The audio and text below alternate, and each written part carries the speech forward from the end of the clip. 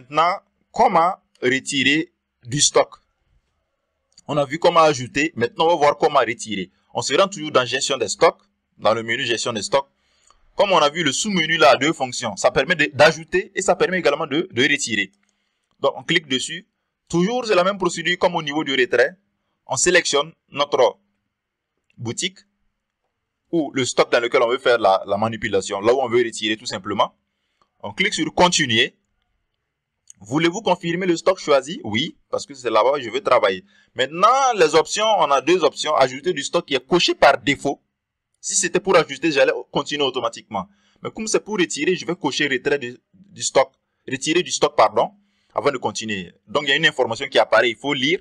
Retirer du stock les articles avariés, endommagés, perdus ou déclassés. Voilà. Donc, là, le retrait, dans presque 99% des cas, c'est juste généralement de la correction. Les articles qui sont endommagés, qui sont perdus, voilà, vous les corrigez pour répartir à zéro avec un stock bien synchronisé avec la boutique. Donc, toujours on sélectionne notre article dans la liste, dans l'article là où on veut retirer, l'article qu'on veut retirer du stock, on sélectionne l'article. On va prendre par exemple l'imprimante dans notre cas. Quantité, maintenant on a dit stock disponible 15.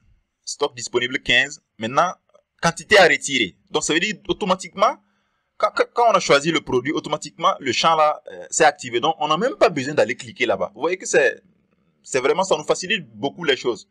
Donc quantité à retirer, on va mettre quoi? 5. Voilà. Motif avarie. Voilà. Ou bien déclassé, correction, etc. Voilà.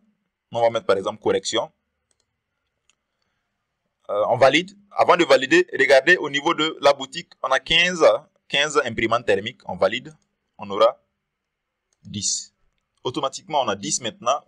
10 imprimantes thermiques au niveau de notre boutique. Parce qu'on a retiré 5. Donc, c'est la même chose avec les autres produits. Voilà. On peut par exemple prendre Dafani, retirer également 5. 5. Voilà. On valide. On peut également mettre des notes. Voilà. Ici. Des détails. Si on veut. Mais ce n'est pas obligatoire. Alors. Vous voyez qu'il est vraiment extrêmement simple. Ce menu. On peut ajouter du stock comme on vient de le voir. Dans la leçon précédente. Et ici aussi, on voit comment on peut retirer très très facilement. Voilà. Maintenant, il y a une option aussi qui est... Parfois, vous pouvez sélectionner... Je prends un exemple. Vous sélectionnez par exemple boutique, continuer. Vous arrivez ici. Vous sélectionnez le produit. Alors, vous vous rendez compte qu'en fait, ce n'était pas dans la boutique que vous voulez faire la manœuvre. Donc, heureusement, il y a ce bouton annuler qui apparaît, qui vous permet de repartir en arrière et changer le stock. Vous voyez, supposons que c'était magasin 1, on voulait. Donc, c'est juste une petite fonction également qui est intéressante, qui vous permet d'aller plus ou moins vite. Maintenant, en plus de ça, il y a cette barre de recherche là. Si vous voyez cette barre de recherche là quelque part, il faut savoir que c'est pour rechercher. Donc, maintenant, vous ne voyez pas l'utilité de ça, mais quand vous aurez 2000, 3000 produits, vous allez voir que c'est très, très utile, cette barre de recherche. Parce que ça nous permet en fait d'aller à un produit spécifique. Parce que si on a 2000 produits ici, c'est pas simple à gérer. Donc, par exemple, supposons on avait 2000 produits jusqu'en bas. On peut par exemple décider de taper par exemple techno simplement. Et on a techno qui apparaît devant ici. Donc, facilement, on peut regarder le stock de techno là ici avant de continuer. On peut cliquer sur afficher tout également pour afficher tous les produits en fait tous les produits qui sont enregistrés en fait. Voilà, pour voir le stock. Maintenant, il y a un raccourci ici, je pense que vous l'avez vu. Un raccourci qui mène en fait, qui joue le rôle en fait du menu de création des articles. Donc, vous allez par exemple ici, au lieu de sortir ici, tout ce que vous voulez faire ajouter du stock, au lieu de quitter ici et puis aller ajouter un article, vous allez par exemple pouvoir le faire directement ici, à travers ce pop-up là. Donc, par exemple, on va créer un article très très rapidement. On va maintenant créer un scanner de code barre. Un scanner de code barre. On met le numéro de série. Bon, par exemple, le 11 le 1100 par exemple. Voilà, le 1100. Tout simplement, le code barre, c'est le code barre du produit, bien évidemment. Donc, si vous avez un produit à côté, vous pouvez tout simplement scanner son code barre si toutefois vous voulez utiliser le système de code barre. Sinon, vous laissez vide comme on l'a expliqué de l'autre côté. Ici, on va sélectionner l'unité de vente. Par exemple, on peut mettre unité.